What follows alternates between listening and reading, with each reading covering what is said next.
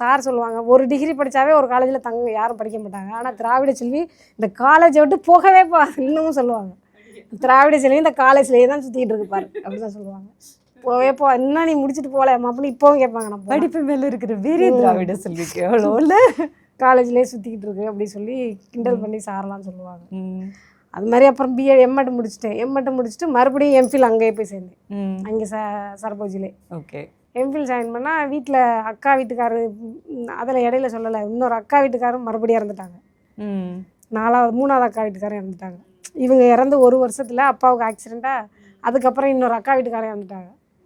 அந்த அக்கா வீட்டுக்காரர் இறந்ததுனால என்னால் வேறு எதுவுமே பண்ண முடியல. அப்புறம் நான் மேரேஜ் வேணாம் சொல்லிட்டேன். போய் எம்ஃபில் சேர்ந்துட்டேன். என் மேரேஜ் வேண்டாம், இங்கே இவங்களுக்கே இப்படி நடந்துட்டு இருக்கும்போது நம்ம மேரேஜ் பண்ணி என்ன பண்ண போகிறோம், நாளைக்கு எனக்கும் அந்த மாதிரி நடக்காதுன்னா என்ன நிச்சயம், வேண்டாம் கல்யாணமே வேண்டாம் அப்படி சொல்லிட்டேன். அப்புறம் எனக்கு பின்னாடி ஒரு தங்கச்சி இருக்குது.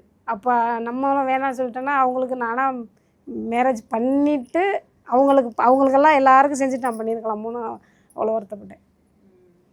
நம்ம மேரேஜ் பண்ணிட்டோம், அவங்களுக்கெல்லாம் யார் பார்க்குறது.